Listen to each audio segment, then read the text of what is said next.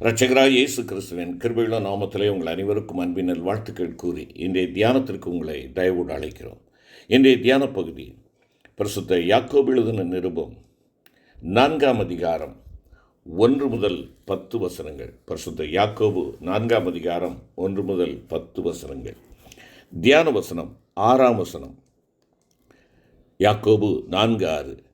அவர் அதிகமான கிருபையை அளிக்கிறாரே, ஆதலால் தேவன் பெருமையுள்ளவர்களுக்கு எதிர்த்து நிற்கிறார், தாழ்மையுள்ளவர்களுக்கோ கிருபை அளிக்கிறார்.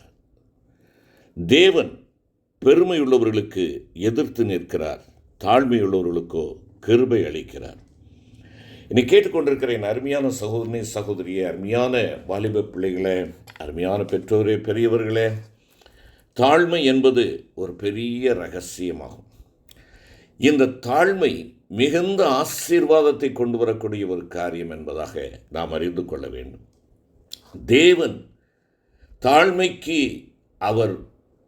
தாழ்மையை அங்கீகரிக்கிறார். தாழ்மைக்கு எதிரான பெருமையோ ஆண்டவர் விரும்புவதில்லை. பெருமைக்கு எதிர்த்து நிற்கிறார்.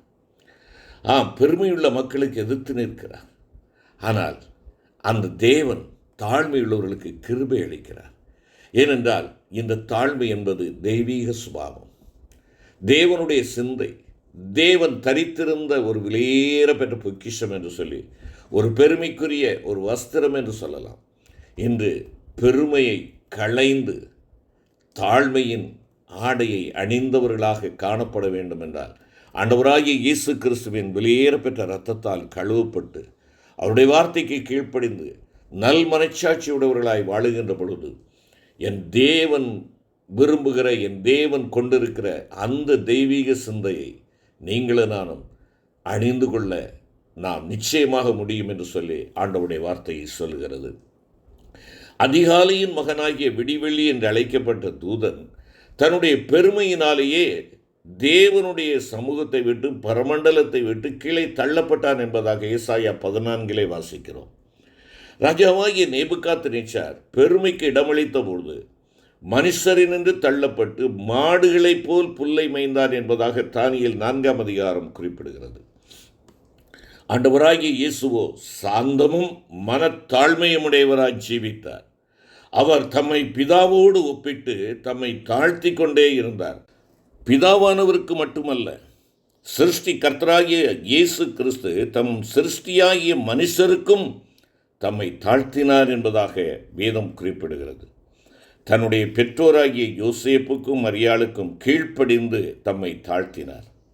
யோவான் ஸ்நானனிடத்திலே தம்மை தாழ்த்தி ஞானஸ்நானம் எடுத்தார். பிலாத்துவனிடத்தில் தம்மை தாழ்த்தி நியாயம் பேசாமல் இருந்தார். ரோம போர்ச்சேவகரிடம் தம்மை தாழ்த்தி ஒப்பு கொடுத்தார்.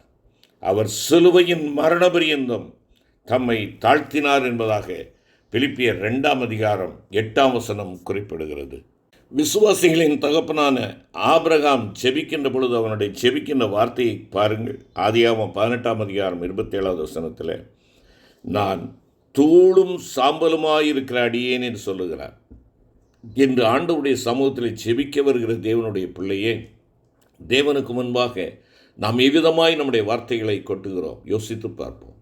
நம்முடைய நற்செயல்கள், நாம் செய்த காரியங்களை அவருக்கு முன்பாக நாம் வெளிப்படுத்துகிறதாக இருக்கிறதா நம்முடைய ஜெபம்? இல்லை என்றால் ஆண்டவருடைய வழிநடத்துதலை காட்டுகிறதாகவும் ஆண்டவருக்கு முன்பாக ஒன்றுமில்லை என்று சொல்லி நம்மை தாழ்த்துகிற ஜெபமாக இருக்கிறதா? தாழ்மையுள்ளவர்களுக்கு தேவன் கிருபை அளிக்கிறார். இங்கே ஆபிரகாம் ஜெபிக்கிறார், தூளும் சாம்பலுமாய் இருக்கிற அடியேன். இந்த ஆண்டவரே, இந்த வசனம் இதை சொல்லுகிறது, அதை சொல்லுகிறது, அதைத்தாரும் இதைத்தாரும் என்று சொல்லி கட்டளை இடுகிற அதிகாரமுடையவர்களாக நீங்களும் நானும் அநேக நேரங்களிலே காணப்படுகிறோம். நம்முடைய நற்செயல்களை விளக்குகிறவர்களாக நாம் காணப்படுகிறோம். நற்காரியங்களை பறைசாற்றுகிறவர்களாய் நாம் காணப்படுகிறோம். ஆனால் ஆண்டவருடைய சமூகத்திலே ஜெபிக்கின்ற பொழுது தாழ்மையை இங்கே ஆபிரகாம் வெளிப்படுத்துகிறதை பார்க்கிறோம். யாக்கோபனுடைய ஜெபத்தை பாருங்கள். ஆண்டவருக்கு முன்பாக அவன் என்ன சொல்லுகிறான் என்று சொல்லி, அடியேனுக்கு தேவரீர் காண்பித்த எல்லா தயவுக்கும் எல்லா சத்தியத்துக்கும் நான் எவ்வளவேனும் பாத்திரன் அல்ல. நான் கோலும் கையுமாய் இந்த யோர்தானை கடந்து போனேன். இப்பொழுது இவ்விரண்டு பரிவாரங்களையும் உடையவனானேன் என்பதாக ஆதியாகமம் 32வது வசனத்திலே குறிப்பிடுகிறான். அவன் தன்னுடைய ஜெபத்திலே தன்னை தாழ்த்துகிறான். கிதியோன் கர்த்தருக்கு முன்பாக நின்று கொண்டு, இதோ மனாசேயில் என் குடும்பம் மிகவும் எளியது, என் தகப்பன் வீட்டில் நான் எல்லாரிலும் சிறியவன் என்று கூறி தன்னை தாழ்த்தினான் என்று சொல்லி நியாயாதிபதிகள் 6:15 குறிப்பிடுகிறது. சங்கீதம் 22:6 தாவீது தன்னை ஒரு புழு என்னும் 1 சாமுவேல் 24:14 செத்த நாய் தெள்ளுப்பூச்சி என்னும் சொல்லி தன்னை தாழ்த்துகிறார். ஆமோஸ் தீர்க்கதரிசியாகிய ஆமோஸ், நான் தீர்க்கதரிசியும் அல்ல, தீர்க்கதரிசியின் புத்திரனும் அல்ல, நான் மந்தை மேய்க்கிறவனும் காட்டத்தி பழங்களை பொறுக்குகிறவனுமாயிருந்தேன் என்று கூறி தன்னை தாழ்த்தினதாக ஆமோஸ் 7:14 வாசிக்கிறோம். அப்போஸ்தலனாகிய பவுலடிகளார், பரிசுத்தவான்கள் எல்லாரிலும் சிறியவனாகிய நான் என்பதாக எபேசியர் 3:8 அவர் கூறியதை நாம் வாசிக்கிறோம். ஆதலால் நாமும் தாழ்மைக்குரிய வெளிப்படுத்தல்களை பெற்று அந்த வார்த்தைகளை அடிக்கடி கூறி நம்மை தாழ்த்துகிறவர்களாய் நாம் இருக்க வேண்டும். நாம் நம்மை ஆண்டவராகிய இயேசு கிறிஸ்துவோடும் பிழையற்ற பரிசுத்தவான்களோடு ஒப்பிட்டு பார்த்து தாழ்த்த வேண்டும். ஒரு கர்த்தருடைய பிள்ளை விதமாக கூறுகிறார், நான் இந்தியாவில் இருக்கையில் இந்தியரோடு என்னை ஒப்பிட்டு பார்த்து நான் வெள்ளையாக இருக்கிறேன் என்று எண்ணினேன். ஆனால் அமெரிக்கா சென்ற பொழுது அவர்களோடு நிற்கையில் அப்பொழுதுதான் என்னை கருப்பன் என்று கண்டுகொண்டேன் என்பதாக குறிப்பிடுகிறார். இதைப்போல நாம் நம்மை பாவிகளோடு ஒப்பிட்டு பார்க்கையில் நம்மை பரிசுத்தவான்கள் என்று எண்ணி உயர்வாக எண்ணுகிறோம். ஆனால் தேவனோடும் பிழையற்ற தேவனுடைய பரிசுத்தவான்களோடு நம்மை ஒப்பிட்டு பார்ப்போம் என்றார் நாம் எவ்வளவு கரைகள், திரைகள், பிழைகள் உள்ளவர்கள் என்பதை கண்டுகொள்ள முடியும். அப்போஸ்தலனாகிய பரிசுத்த பவுல் நியாயப்பிரமாணத்திற்குரிய நீதியின்படி தன்னை குற்றம் சாட்டப்படாதவன் என கூறினார். ஆனால் கர்த்தராகிய இயேசுவோடும் அவருடைய பரிசுத்த பிரமாணத்தின்படியும் தன்னை பார்த்தபோது தான் பாவிகளில் பிரதானமான பாவி என்று தன்னை கண்டுகொண்டதாக அவர் 1 தீமோத்தேயு 1 குறிப்பிடுகிறார். என்னை கேட்டுக்கொண்டிருக்கிற அருமையான சகோதரனே, சகோதரி, நீயும் நானும் எந்த நிலையிலிருந்து உயர்த்தப்பட்டோம் என்பதை அடிக்கடி தியானம் பண்ணி நம்முடைய தாழ்மையின் ஜீவியத்தை பாதுகாத்து கொள்ள வேண்டும். தாவீதிடம் ஆண்டவர் பேசுகின்ற பொழுது ஆடுகளின் பின்னே நடந்த உன்னை என்பதாக 2 சாமுவேல் 7:8 அவர் குறிப்பிடுகிறார். தாவீது தான் ஆடுகளுக்கு பின்னே நடந்தவன் என்று தன்னை உணர்ந்து தாழ்த்த வேண்டும் என்று கர்த்தர் விரும்பினார். ஆடுகளுக்கு பின்னே நடந்த நான் இன்று ராஜாவாக்கப்பட்டிருக்கிறேன், அரண்மனையில் இருக்கிறேன், சிங்காசனத்தில் வீற்றிருக்கிறேன் என்றெல்லாம் உணர்ந்து அவன் தன்னை தாழ்த்த வேண்டும் என்று கர்த்தர் விரும்பினார். நம்முடைய தாழ்வில் நம்மை நினைத்தவரை துதியுங்கள், அவர் கிருபை என்றும் உள்ளது என்று சொல்லி சங்கீதக்காரன் பாடுகிறதை நாம் பார்க்கிறோமே. நீ கேட்டுக்கொண்டிருக்கிற அருமையான கர்த்தருடைய பிள்ளையை, இன்றைக்கு உன்னை ஆண்டவர் நல்ல நிலையில் வைத்திருப்பார் என்றார். உன்னுடைய பழைய நாட்களிலே நீ எப்படிப்பட்ட நிலையில் இருந்தாய் என்பதை மறந்து போகாதே.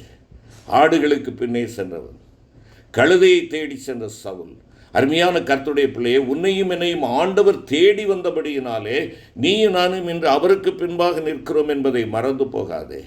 ஒருவேளை நீ வகிக்கிற முக்கியமான பொறுப்புகளாக இருக்கட்டும், பதவிகளாக இருக்கட்டும், உயர் அதிகாரங்களாக இருக்கட்டும், நீ திருச்சபையிலோ சமுதாயத்திலோ பணிகளிலே நீ முதன்மையானவனாக இருந்தாலும் நீ தாழ்மையாக இருக்க மறந்து போகாது. எனவே தான் ஏசாயா சொல்லுகிறார், நீங்கள் வெட்டி எடுக்கப்பட்ட கன்மலையையும் தோண்டி எடுக்கப்பட்ட துறவின் குழியை நோக்கி பாருங்கள் என்பதாக அங்கே குறிப்பிடுகிறதை பார்க்கிறோம். ஆதலால் எனக்கு அருமையான கர்த்தருடைய பிள்ளைகளே, நம்முடைய தாழ்மையின் அறிக்கை அடிக்கடி நம் வாயிலிருந்து வெளிவர நம்மை ஒப்புக் கொடுப்போம். தேவனோடும் பிழையற்ற பரிசுத்தவான்களோடும் நம்மை ஒப்பிட்டு அவர்களைப் போன்ற அன்பு, விசுவாசம், பரிசுத்தம், அறிவு, அனுபவம், பிரதிஷ்டை நம்மிடத்திலே இல்லை என்று ஒப்புக்கொண்டு நம்மை ஆண்டவருக்கு முன்பாக தாழ்த்துவோம். ஆண்டவருக்கு முன்பாக தாழ்த்துவோம். நாம் இன்ன நிலையிலிருந்து உயர்த்தப்பட்டோம் என்பதை தியானித்து நம்மை தாழ்த்த வேண்டும் என்று சொல்லி ஆண்டவர் விரும்புகிறார். அருமையான கர்த்தருடைய பிள்ளைகளே, தாழ்மையுள்ளவர்களை ஆண்டவர் உயர்த்துகிறார். ஆண்டவராகிய இயேசு கிறிஸ்து சிலுவையின் மரண பரியந்தம் தம்மை தாழ்த்தினபடியால் தேவன் அவரை எல்லா வானங்களுக்கு மேலாக உயர்த்தி சியோனில் மூலைக்கல்லாய் வைத்திருக்கிறார். அதுபோல மற்ற திவ்ய சுபாவங்களோடு யார் யார் சிறு பிள்ளை போல, ஆட்டுக்குட்டியைப் போல தங்களை தாழ்த்துகிறார்களோ அவர்களை ஆண்டவர் சியோன் வரைக்கும் உயர்த்துவார். அருமையான கர்த்தருடைய பிள்ளையே, மனிதனால் உயர்த்தப்படுகிற உயர்வை நீ விரும்பி உலக பிரகாரமான வழிகளிலே நடந்து போய் உன்னை நீயே சீரழித்துக் கொள்ளாதே. சிலுவையின் மரண பரியந்தம் தன்னை தாழ்த்தின ஆண்டவராகிய இயேசுவிடத்திலே நீ ஓடி வா, அவரை நோக்கிப்பார். அவர் உன்னை வானபரியந்தம் உயர்த்தக்கூடியவராக இருக்கிறார்.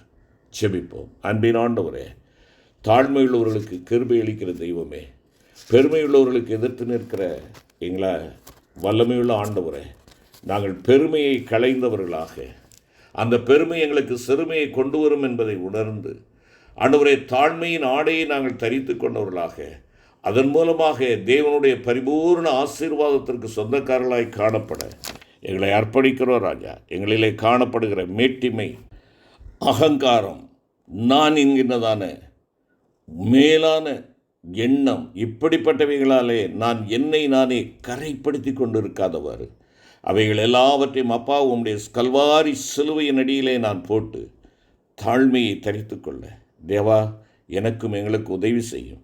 மீட்பர் இயேசு கிறிஸ்துவின் மூலம் வேண்டிக் கொள்கிறோம் நல்ல பிதாவே. ஆமென்.